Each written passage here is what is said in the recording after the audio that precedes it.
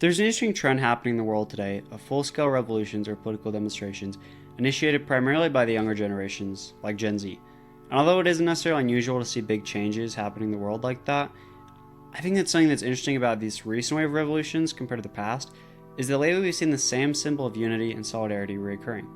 This, of course, if you've been keeping up, is the Jolly Roger of the Straw Hat Pirates from One Piece, which, as of the time of recording this video, has appeared in dozens of protests from countries all around the world.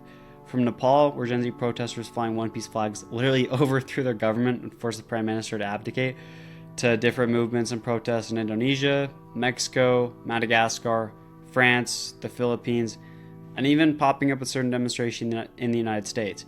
Gen Z is really rallying around this symbol specifically as a banner of revolution or as a demonstration of the cultural unity and alignment of our generation.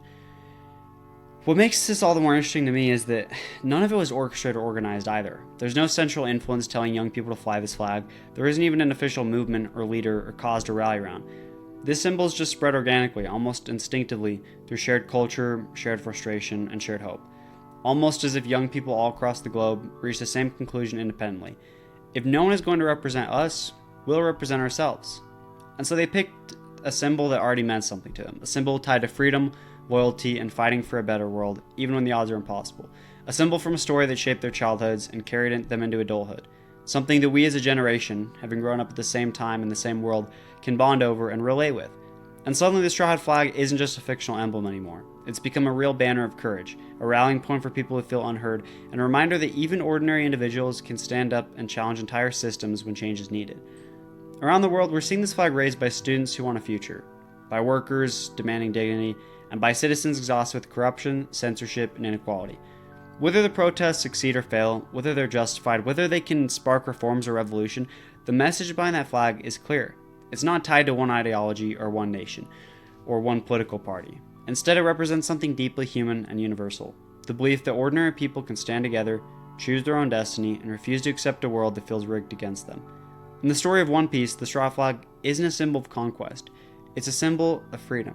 It's a promise that no matter how corrupt or oppressive the world becomes, there will always be people stubborn enough, hopeful enough, and brave enough to challenge it. And that's exactly how it's being used today. When you see that flag in a crowd of protesters, you're not just seeing an anime reference. You're seeing a declaration. A declaration that this generation refuses to be silent, that they're willing to fight for the future they were told they'd inherit but never got, that they believe in a world where community matters more than power, where justice matters more than tradition, and where you don't need permission to demand something better. And I think what's even more striking about this is that people carrying these flags aren't typically extremists or radicals.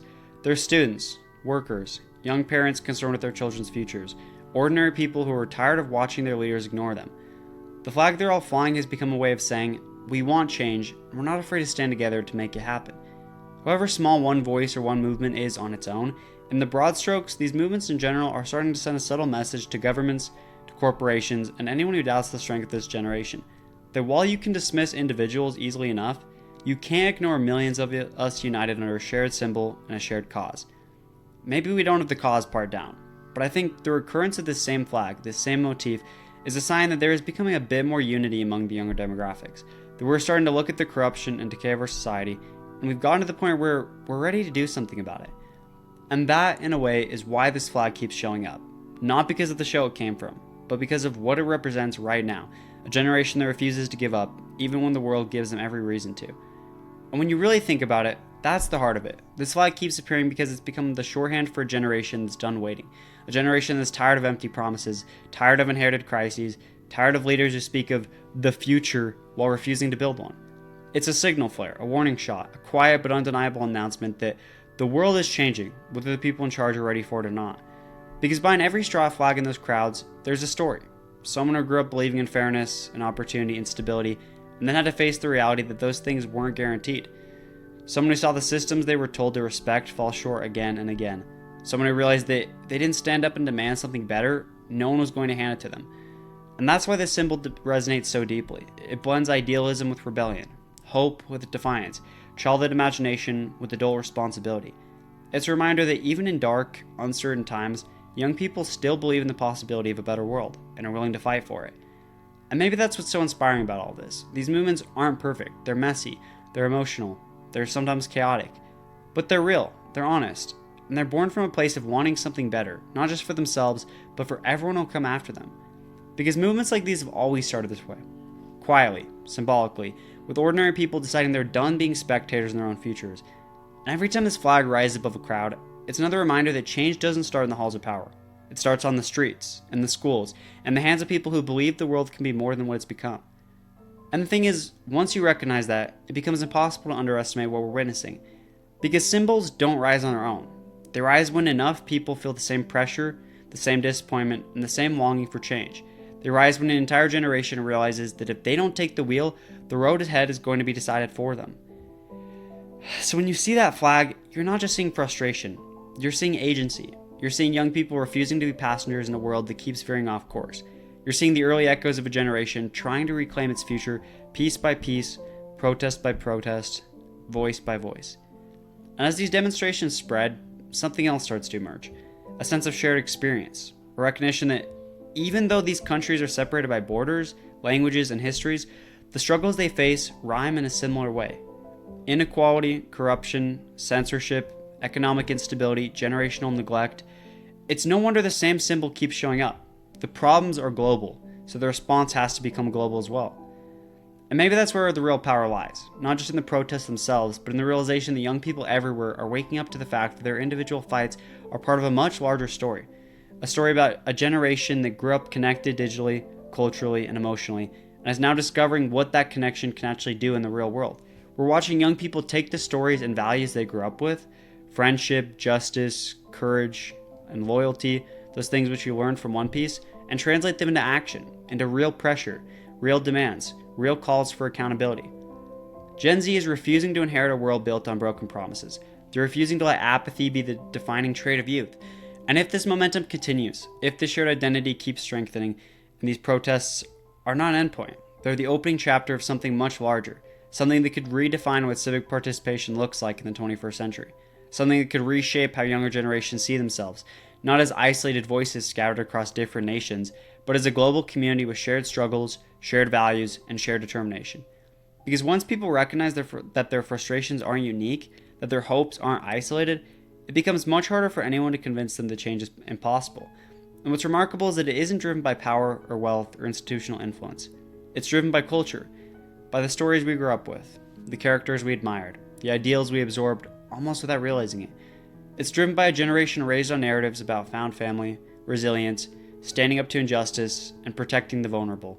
A generation that saw these ideas not just as fiction, but as something worth carrying into the real world. In a way, the straw hat flag is simply the vessel. The real force behind all of this is the collective will of the people lifting it.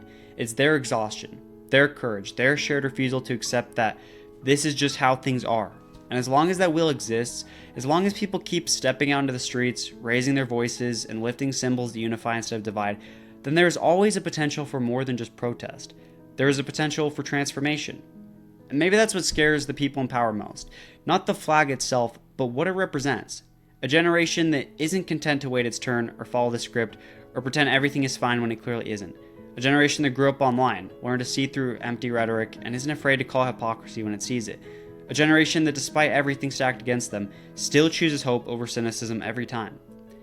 If this is what the early stages look like, scattered uprisings, shared symbols, spontaneous unity, then imagine what it could become when these movements start learning from one another, when ideas start crossing borders faster than governments can respond, and when solidarity becomes not just symbolic, but strategic. Because once a generation realizes its own strength, once it understands that its voice carries weight, its choices matters, and its unity can shift the world, then when the real change begins, that's when the future stops feeling like something imposed on us and starts becoming something we build together. And if we're standing at the beginning of that shift, at the first tremors of something bigger, then it raises an important question for all of us watching this unfold. What happens next? Because symbols can open the door, but it's people who have to walk through it. Unity can spark momentum, but it's action that carries it forward. And this moment we're living in, this strange and unexpected convergence of culture and politics, frustration and hope, imagination and reality, it won't mean anything unless we choose to do something about it. The straw hat flag might have started as a piece of fiction, but the conversations it's inspiring, the solidarity it's creating, and the courage it's awakening, that's real. And it's a reminder that our government has more influence, our generation has more influence, more creativity, and more collective power than we often realize. But with that realization comes a responsibility. a responsibility to stay informed, a responsibility to stay engaged, a responsibility to recognize that we're not alone in the challenges we face, and that our voices are stronger when they rise together. Because no single protest is going to fix everything. No single symbol is going to solve the problem of inequality or corruption or political stagnation. But the willingness to speak up, the refusal to stay silent, the decision to stand behind others, those are the seeds of every meaningful change humanity's ever seen. And maybe that's the real legacy of this moment. Not the flag itself, not the anime it comes from, but the discovery or rediscovery that ordinary people still carry extraordinary power when they act together. That we don't have to wait for someone older, richer, or more influential to give us permission to care about our world. This generation has already shown that it's ready to shape the future. The only question now is how far we're willing to go, and what kind of world we want to build along the way.